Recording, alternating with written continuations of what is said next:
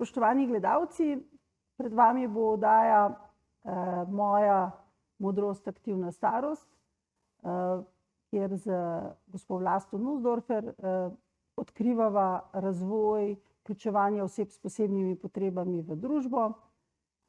Na tem področju sem sama delala vsa leta.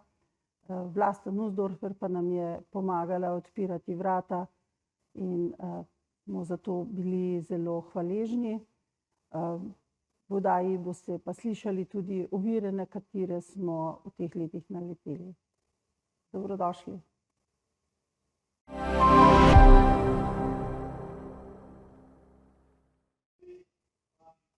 Spoštovane gledalke, cenjeni gledalci.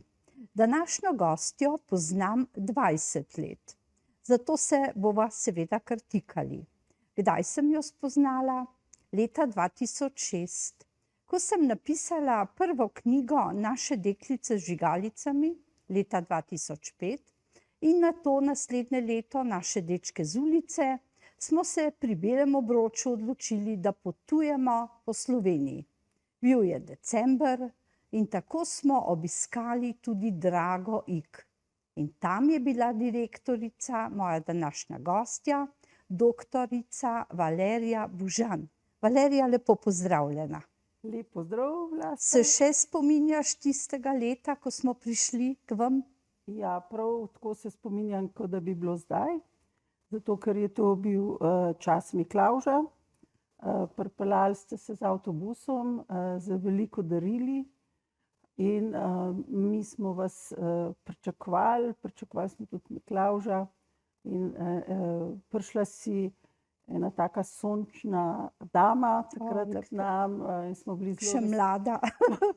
Ja, obe dve so bile 20 let mlajše, ampak eno tako sončno pozitivno energijo sprinesla in se spomnim, da je to na vse zelo dobro vplivalo, zelo pozitivno. Ja, veš, kaj pa mene pretreslo? Se ljudje, ne vem, koliko poznajo osebe s posebnimi potrebami. Ampak, ko sem jaz prišla k vam na Ig in sem srečala, mislim, da je okrog 300-350 takih oseb, od katerih so nekateri ležali na posteli, drugi so hodili naokoli, nekateri so pekli pecivo, delali čestitke, sem bila tako ganjena, da sem kar jokala. Jaz nisem vedela, da je nekje v neki instituciji toliko ljudi različnih starosti, predvsem mladih, ki imajo tako zaznamovanost v življenju. In takrat se spominjam, veš česa, ko smo, predvsem tvoji pomočniki, ki so bili tako lepo oblečeni, to so bile vile, angelčki, vse mogoče in seveda Miklavž, a je bil Božiček, se ne vem, Miklavž je bil, dali ta darila. Mi smo zbirali plišake. Plišastih igrač je bilo ogromno in zato smo sklenili, da potujemo po Sloveniji, po bolnicah, po različnih institucijah. Tudi najbolj prizadetemu, tistemu, ki je bil na cevkah, ki je pravzaprav negibno ležal, ko so mu položili plišasto igračo na obraz, se mu je spustila solza. In to nas je zelo, zelo ganilo, tega ne bom nikoli pozabila. Tako da je bila ta izkušnja pravzaprav začetek najinega sodelovanja in tudi mojega dela za te osebe s posebnimi potrebami. Ampak sedaj, Valerija, se bova vrnili na tvoj začetek. Si klinična psihologinja in ker imam sedaj maturantko v družini, moja vnukinja bo maturirala, upam, si že 4 leta želi postati psihologinja. Zdaj imam jaz eno vprašanje. Kako je možno, da ob takih potrebah po psihologih, sprejmejo jih pravzaprav malo, interesa je veliko, potrebnih je pa celo 10 točk več kot za vpis na medicino. A je bilo tudi včasih, v tvojih časih tako? Kako si ti prišla do tega poklica? Ja, jaz sem sicer hodila v Celju na srednjo pedagoško šolo. Takrat je bila gimnazija pedagoške smeri, smo bili še v usmerjenem izobraževanju in imeli smo krasno profesorico psihologije, ki me je takoj po parih urah pri njej navdušila za psihologijo, tako da sem odstopila od tega, da bi bila učiteljica in sem se odločila za psihologijo V Ljubljani. v Ljubljani. V tistem letu, vpisi so bili v tistih letih zelo močni, tako da so se v tistem letu odločili, da naredijo sprejemne izpite in smo bili prva generacija, ki smo imeli sprejemne izpite. Prav izpit tega sedaj ni. Prav izpiti. 180 je bilo vpisanih in sama sem se vseeno odločila, da se vpišem, in prišlo nas je še samo 58. Od vseh samo Vsi ostali 58. so odstopili, toliko je bil nek strah pred temi sprejemnimi izpiti. Ja, sploh niso šli na sprejemne. Sploh niso upali priti. Kaj pa je predstavljal ta izpit, recimo, tako kot test iz psihologije v gimnaziji? Ne, je bil kar zahteven. Bila je matematika, biologija, pa psihologija, tisto, kar je bilo v srednji šoli. Sam izpit je bil zelo zahteven. Nikoli nismo izvedeli, koliko smo bili uspešni, ker so nas vse sprejeli. Ker vas je bilo pol tako malo. Glede na to, da je bila omejitev 60, nas je pa potem prišlo na izpite 58. Nisem vedela, da so bili kdaj izpiti, vem samo za to strašno omejitev, ne. A je vedno primanjkovalo psihologov? Zdaj, psihologov je v tistih časih, ko sem se jaz za študij odločila, je bila psihologija tako zelo moderna, tako da se jih je kar veliko vpisovalo. In od tega leta naprej je bil vpis omejen na 60. Oddelek za psihologijo je kasneje izvajal tudi študijski program psihologije v Švici. In to je takrat pomenilo, da če so v Švici imeli vpisanih 40 mest, so jih lahko samo 40 vpisali tudi v Ljubljani. In od takrat se je ta številka zmanjšala na 40 psihologov letno. In skozi vsa ta leta se je poznalo, da je psihologov premalo. No, že kar nekaj let je študij organiziran tudi v Kopru. Koprska univerza je prva začela z tem študijem. Kasneje so bili problemi prehoda. Kasneje je še Mariborska univerza tudi razpisala študij psihologije, tako da so danes na 3 mestih. In vsi na koncu sledijo istemu programu, podobnemu programu. Pa je to 3+2 sedaj? Ja, 3+2, potem je pa še odvisno, če se odloči za specializacijo, je pa še specializacija 4 leta. Di si potem specializirala klinično? Ja, en tak posebej izziv je bil, jaz sem ta psiholog res želela biti. Leta 1984 sem zapustila eno tako zelo fino službo na Adrii Airways, sem bila stjuardesa, tudi zaposlena, ampak sem se kljub vsemu odločila, da grem delat z otroci s posebnimi potrebami. In sem vsa ta leta delala kot psiholog, vendar se je v nekem času zgodilo, da je direktor, ki je takrat vodil center v Dragi, zbolel in sem jaz bila njegova pomočnica.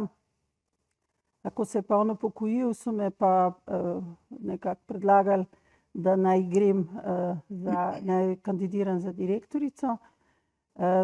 Tik pred tem pa sem še se odločila, da se vpišem v specializacijo in sem jo tudi naredila. Takrat je bila specializacija 3 leta. In zadnja 3 leta, zadnjih 5 let pred upokojitvijo sem tudi delala kot klinična psihologinja v Centru za duševno zdravje otrok in mladostnikov in v razvojni ambulanti. To je tvoja nekako cela pot, ampak si še doktorirala. Kdaj pa je to bilo? Pa iz česa? Ja, magisterij in doktorat sem delala oseb s posebnimi potrebami, teme na to temo. Ja, doktorat je bil kar zahteven, zato ker sem v tem času že imela družino. Otroci vedno veliko potrebujejo in si vedno nekako tehtaš med tem, kdo bo imel... Družina ali kariera? Ja, kdo bo imel več, ampak smo uspešno uskladili. Tako da sem bila zelo vesela, da sem uspela končati doktorat. To je bil pa tudi mogoče nek signal za otroke, da se tudi majčkeno kasneje v življenju lahko vse stvari naredijo. Prej pa sem se bolj posvetila njim. Lepo. Naše gledalke in gledalci so tako spoznali doktorico Valerijo Bužan, ki je vse svoje življenje praktično posvetila otrokom s posebnimi potrebami. O tem v nadaljevanju. Hvala zaenkrat. Hvala lepa.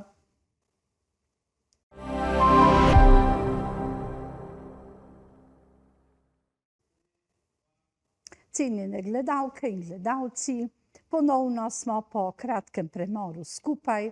Še vedno je moja gostja doktorica Valerija Bužan. Najbolj jo je zaznamovalo delo s otroki s posebnimi potrebami. Pa preidiva nekako v ta center Dolke Boštjančič. Najprej si rekla, da si bila pomočnica, potem pa direktorica. Kaj si se ob teh otrocih naučila?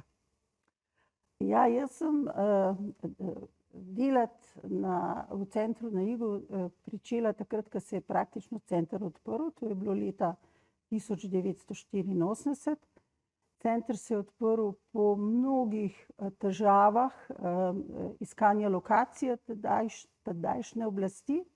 Kar nekaj lokacij je bilo primernih, vendar so bili proti, da bi se umestil tak dom. Strah pred temi ljudmi ali zakaj? Strah pred ljudmi, stigma na tem področju je še zelo velika. Še vedno ali je manjša? Ja, ti se gotovo spomniš kot varuhinja človekovih pravic, da smo se velikokrat obračali tudi na urad, zaradi tega, ker je, kadar smo želeli kje odpreti bivalno ali pa stanovanjsko enoto, so se upirali stanovalci. Tako da so bile razmere takrat, mi smo imeli na novo zgrajen center, ki je bil že takrat, ki ga je oblikovala fakulteta za arhitekturo, ena taka zelo močna skupina. To so take hiške, ne, da poveva. Ja, majhni paviljončki, kjer je v paviljonu bila hiša narejena v 3 družinah. Skratka, vsak krak je bil oblikovan kot družina. In kje bi se šli učiti, smo šli pogledati obstoječe institucije po Sloveniji. Stari smo bili majčkeno čez 20 in tudi ostala ekipa je bila zelo mlada. In ko smo prišli domov, smo rekli, tako pa mi ne bomo delali. To je prineslo zelo velike energije, da smo oblikovali nove programe, da smo se trudili biti drugačni, da smo nekako prelomili tudi ta doktrino, ki je takrat veljala, da otroka vzameš staršem in starši praktično s tem otrokom nimajo več stika.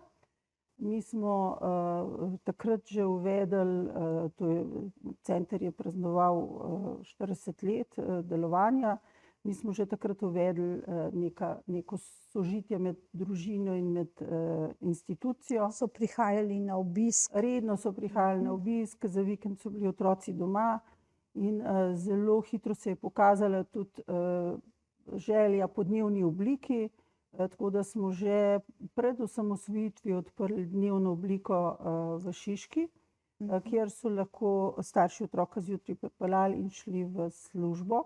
Tako kot so vrtci, šole. Ja, to praktično ni bilo mogoče do takrat nikjer v Sloveniji.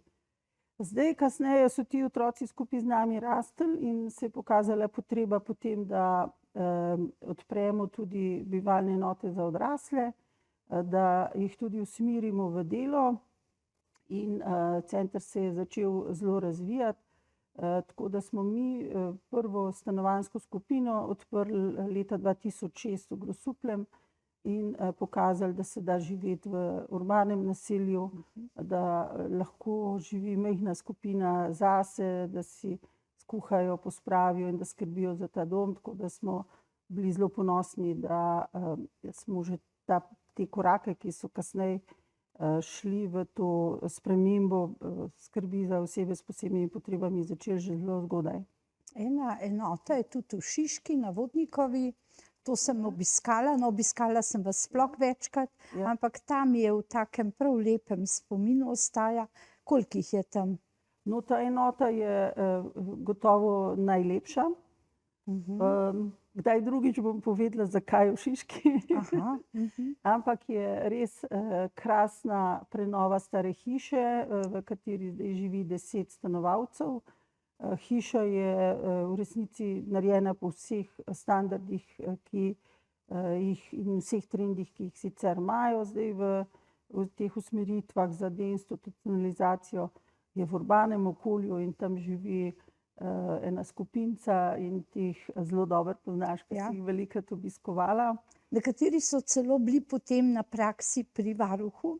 Ko sem postala varuhinja, sem se odločila, da vzamem nekaj takih otrok na prakso decembra, ko je tudi dan invalidov, in moram reči, da sem se tudi od njih veliko naučila.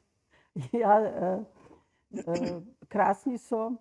Jaz sem z njimi preživela 37 let neposredno, zdaj pa že vodim 5. leto društvo Downov sindrom Slovenija in zdaj v juniju se odpravljamo, ena skupina gre v Bosno na izmenjave na evropski projekt, ena skupina v Italijo, v Trst, tako da poskušamo. V Evropskem parlamentu ste bili tudi kar zelo uspešni. Ja, smo tam pokazali film. Nevidni, to lahko tudi poveva, ne? Kdor ga ni videl, je veliko zamudil. Ja, pred mesecem dni sem srečala Roka Trkaja, ki je napisal pesem Nevidni za ta film. Žal mi je, da te pesmi ne vrtijo več, večkrat, pa tudi sicer ne več, ker je res izjemna še za današnji čas. Mi smo potem videli, da so te prepreke kar velike, zato smo načrtovali ciljno, kaj narediti, da se bojo bolj odprli, da jih bojo ljudje bolj poznali, da ne bo več teh strahov. Ker so bili nevidni, ne? Ja, so bili nevidni in tak velik premik se je naredil pred 14 leti z otvoritvijo druge violine. O tem bova kar govorili še o drugi violini. Se pa spominjam, veš, za ta film je bilo zelo zanimivo. K meni je prišel režiser, ki ni imel nobenega denarja. Rekel je, da bi rabil 3000, mislim, da je bilo že evrov. Seveda to za en tak velik film ni predstavljalo nič v naši filmski industriji, ampak je rekel, ga nimam. In jaz sem šla na en dogodek, veš, kjer so igrali golf, sami golfisti, in takrat se je za beli obroč zbiral nek denar z njihovim, tako kot rečemo, patanjem. No, in tam je bil pa en gospod, ki je rekel, veste, je rekel, gospa, jaz pa ne bi dajal za žrtve, jaz imam pa zelo rad te osebe s posebnimi potrebami.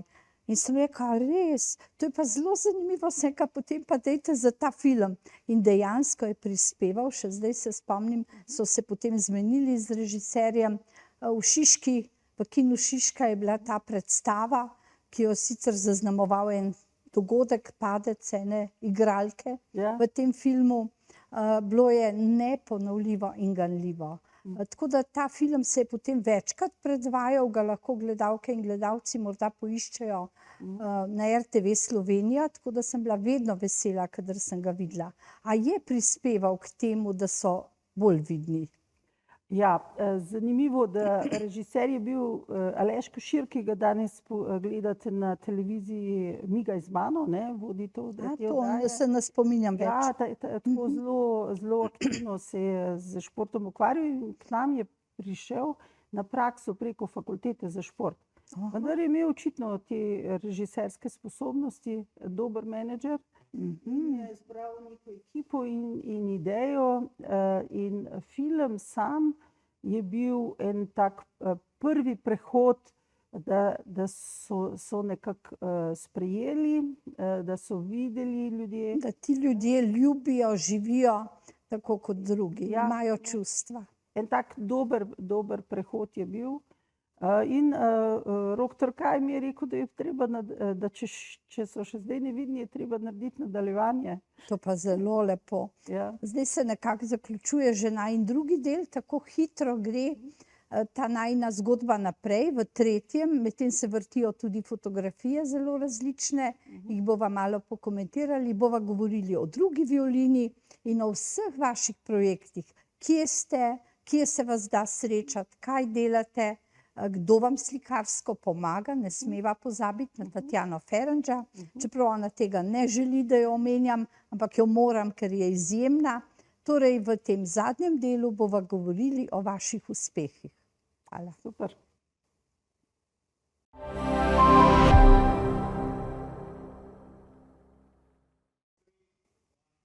Drage gledalke, cenjeni gledalci, tudi v tretjem delu je seveda še vedno moja gostja, doktorica Valerija Bužan, ki se prepozna in jo prepoznamo pri delu z osebami s posebnimi potrebami. Valerija, morda pokomentirava, kaj naše gledalke in gledalci v ozadju ves čas videvajo. Kaj si nam poslala? Kakšne slikice? Ja, sama sem sicer bila rojena v Celju in sem tam končala tudi osnovno in srednjo šolo. Celje je pa znano tudi po dobrih športnikih, tako da sem sama trenirala atletiko na kladivarju. In to mi je dalo neko pot za naprej. V športniki dobimo neke rutine, ki jih kasneje v življenju lahko uporabljamo tudi za druga področja. In sama sem kasneje kot mama tudi precej moja otroka, moja sinova vodila na različne stvari, tako da je posnetek iz Triglava. Športna družina. Športna družina, smučali, plavali. No, zadnji izziv pa je bil, da sem se odločila za potapljanje in še vedno potapljam. Varno? Varno, samo toliko, ki je predpisano. Koliko metrov? 32. No, ampak tudi to ni tako malo, ker smo slišali, da se tam začne, potem pa ljudi vleče v globino. Te vleče kdaj globje? Ja, tu je tudi ena taka zelo medgeneracijska izkušnja zame. Jaz sem od teh potapljačev, ki so stari 25 let, kar nekaj let starejša, recimo enih 30-40. No. In moram kar loviti njihovo hitrost, kadar recimo sredi morja skačemo v vodo ali pa kakšne druge rutine. Ja, vleče seveda, ampak najlepše korale so do 30, tako da ni potrebe. To se pravi, je dovolj, da si do tam. Kakšne vidimo pa samo na fotografijah, nekateri. Zame je to dosti. Morda sedaj rečeva nekaj o drugi violini na hitro. Kako je nastala, kaj je nudila? Jaz sem bila večkrat pri vas, celo tuje varuhe sem peljala, zato da vidijo, da imamo pri nas take institucije, kjer lahko ti otroci in osebe odrasle delajo. Kako je prišlo do tega? Preko mednarodnega projekta smo bili gostje v Cambridgeu.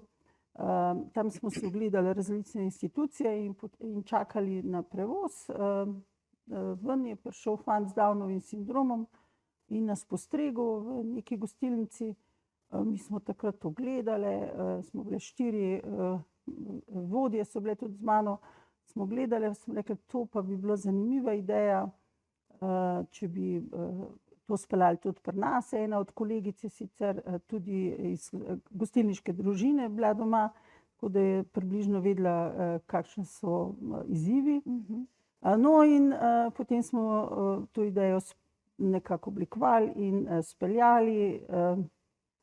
Kar zahtevno je bilo iskanje lokacije, vendar smo nekako vedeli, da je lokacija v centru Ljubljane sigurno tista, ki bo najbolj učinkovita, ki bo pravzaprav zadostila temu, kar smo mi želeli s tem predstaviti. Zdaj violina deluje že 14 let. Mi smo jo oblikovali kot gostilno, kjer delajo osebe s posebnimi potrebami. Pri tem, ko jih uvajamo v različna dela, tudi danes, ko se govori o inkluzivnem zaposlovanju, moramo vedno vedeti, da potrebujejo tudi podporo. Da potrebujejo učenje. Da nekaj je tudi zaposlenih drugih. Da je potrebno, da jih na začetku učimo. Zelo sem vesela, da se zdaj že oblikujejo tudi srednje šole Ena od teh je Biotehnični šolski center Ljubljana, kjer se šolajo, kjer že dobijo nekaj teh Sem bila na eni maturi z spretnosti. Blažem. Ja, se je spomnil. V nedeljo pride Tacen. Aha. Ja. To bova zdaj na koncu postregli z vsemi vašimi uspehi. Torej, druga violina je zaživela, tam delajo, dobijo za to tudi kakšen skromen plačilo. Veliko je bilo izzivov, takih drobnih, no, mi smo vse to uspeli. Zelo veliko ste nam pomagali, vi, ki ste z različnih uradov. Moram priznati, da je tudi predsedniška palača nas vzela kot institucijo, kjer so žene predsednikov na obisku v Sloveniji obiskale tudi nas. Pa vedno je predsednik pekel piškotke. Ja, predsednik Pahor je pa vsako leto z nami pekel piškotke v BTC-ju. In moram reči, ni bil sam za kamero, ampak je v resnici sedel in pekel kar nekaj ur. To pa vem. Ja. No in potem poleg druge violine ste pa zdaj zelo aktivni, se vas najde nekje na Bregu ob Ljubljanici, nastopate, rišete. Tatjano bova omenili. Ja, Društvo Downov sindrom, ki ga vodim zdaj že 5 let kot predsednica, ima pa strategijo oblikovano v tej smeri, da se trudimo, da čim bolj vključujemo v normalna okolja. Ena od stvari je, da delajo v Narodni galeriji. Sedaj nas je Tatjana Feređa, ki je naša podpornica in mentorica na likovnem področju, z nami ustvarjala liste za koncerte orkestra. Delajo tudi občasno v drugih gostilnah, delajo v trgovinah. Počasi se ti premiki delajo. Vendar je vedno treba vedeti, da ta njihova 100% sposobnost ne more biti enaka sposobnostim kot nam, zato potrebujejo tudi neke prehode. Praznujete 21. marca svetovni dan Downov sindroma, takrat ste z nogavičkami po Ljubljani. Poskušamo čim več osveščati okolico. Zelo sem vesela, da so šole v Sloveniji že začele z inkluzivno šolo v tem smislu, da se že vključujejo programi nižjega izobrazbenega standarda v program osnovnih šol. Sama Ljubljana je na tem področju naredila veliko. Vsako leto je več šol, ki vključujejo tudi učence s posebnimi potrebami, in v tej smeri inkluzivne šole, inkluzivnih vrtcev in inkluzivnega zaposlovanja moramo iti, če želimo spremeniti družbo kot tako. Torej, ti otroci pravzaprav izgledajo kot otroci tudi, ko imajo 30-40 let, so pravzaprav pravi sončki, razsvetlijo družino, razveseljujejo ljudi. Jaz sem jih res ogromno, ne bova zdaj naštevali vsa imena, imava jih kar nekaj, ki nas spremljajo, pojejo, plešejo, nastopajo, zelo so odkriti. Pravzaprav tu ne moreš igrati, tu ne moreš biti nek pasiven opazovalec. Oni pridejo, te posvojijo, tako da so izjemni. Najbrž so tudi tebe vsa ta leta navduševali. Ja, zelo. Moram še posebej poudariti, da je Vinko Möderndorfer napisal tudi knjigo Kit na plaži, ki je obvezno branje v osnovni šoli. Lepo. In iz te knjige sam režiral tudi predstavo v Lutkovnem gledališču, sedaj je pa režiral tudi opero in je trenutno nominiran med 3 otroškimi mladinskimi deli v Italiji za nagrado najboljšega. Naj zmaga. Ja, navijamo za to. Ja, lepo. Čisto za zaključek imava še dobro minuto. Kaj bi rekla? Te je tvoje življenje klinične psihologinje pravzaprav osrečilo, ker si našla nekaj, s čimer se lahko ukvarjaš tudi po upokojitvi? Ja, če bi še enkrat se odločila, bi sigurno študirala psihologijo, tako da podpri svojo vnukinjo na tej poti. Veliko ti dajo, veliko sem se v vseh teh letih naučila in tudi zdaj sem z veseljem jim pomagam na poti vključevanja. So pa to sama najbolj, veš, pošteni, To pa res. odprti in se z njimi, ob njih se veliko naučimo. Rekla bi ob koncu zahvala tako tebi, vsem tistim, ki stojijo ob tebi in njihovim staršem. Spoznala sem jih ogromno in moram reči, nekdo bi rekel, kapo dol. Jaz rečem vse čestitke.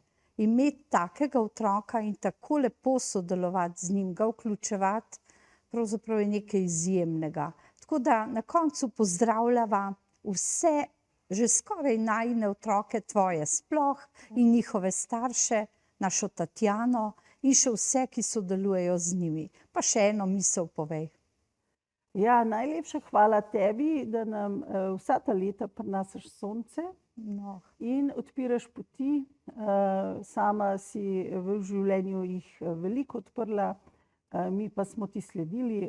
Si bila tudi edina varuhinja, ki nas je povabila, da se predstavimo na odru.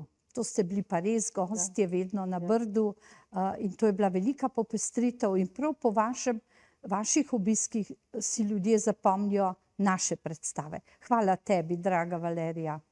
Hvala. In lep pozdrav našim gledalkam in gledalcem.